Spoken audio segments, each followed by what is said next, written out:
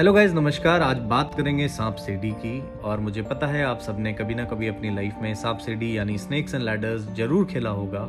गर्मियों की छुट्टी में अपने भाई बहनों के साथ, कजन्स के साथ, नहीं तो अपने घर के मेंबर्स के साथ आपने ज़रूर खेला होगा। बट क्या कभी आपने सोचा है कि उस गेम के पीछे जीवन का पूरा सार छुपा है? चलिए इसको समझाता हूँ। थोड़ा एस्ट्रोलॉजिकली समझाऊंगा, बट उससे पहले मैं थोड़ा सा इस गेम की हिस्ट्री बता दूं। ये गेम इंडिया में ही ओरिजिनेट हुआ था। कुछ जगहों पर, कुछ किंगडम्स के टाइम पे इसको मोक्ष पदम नाम का एक गेम कहा जाता था।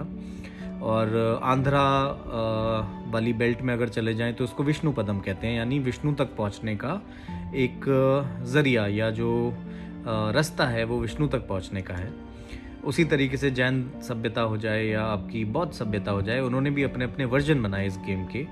और इस गेम के पीछे एक बहुत ही बड़ा लेसन है और इससे हम कहीं ना कहीं जीवन को समझ सकते हैं। तो चलिए एस्ट्रोलॉजिकली इसको समझाता हूँ। तो सबसे पहले मैं कुछ ग्रहों के बारे में आपको समझा दूँ।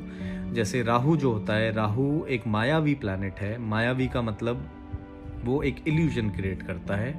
वो एक सांसारिक जीवन चक्र जो होता है उसको इतना उलझा देता है कि इंसान उसी में फंस के अपने आप को असहाय महसूस करता है। तो राहु एक मायावी प्लैनेट है।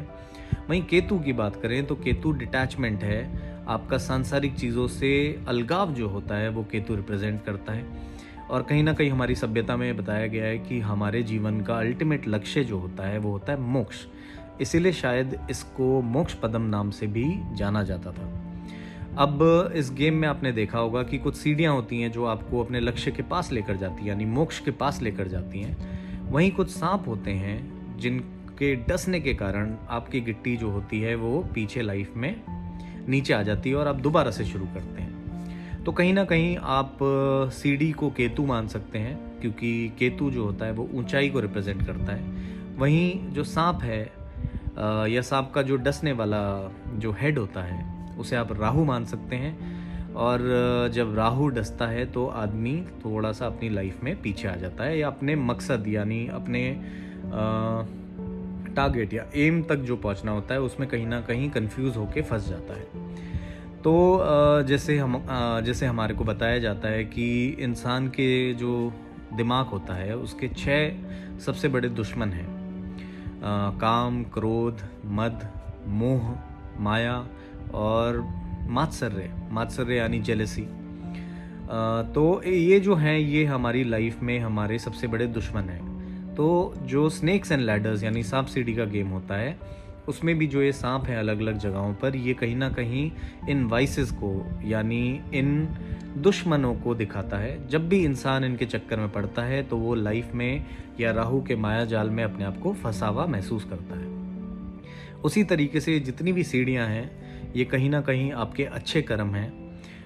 कुछ ऐसे कर्म हैं जो आप पिछले जन्म से लेकर आए थे, उनको इस जन्म में बीइंग लकी, क्योंकि आपके पास वो क्वालिटीज़ हैं। आप राइटियस हैं, आप ट्रुथफुल हैं, आप सच बोलते हैं, आप लोगों की मदद करते हैं या आप कोई भी अच्छा कर्म करते हैं तो आपको लाइफ में एक सीढ़ी मिलती है और आप जल्दी से जल्दी मोक्ष के मार्ग पर, यानी जो ultimate goal of human life है या जो एक जीवन चक्र है उसका एक अंतिम जो डेस्टिनेशन है वहाँ तक पहुँचते हैं।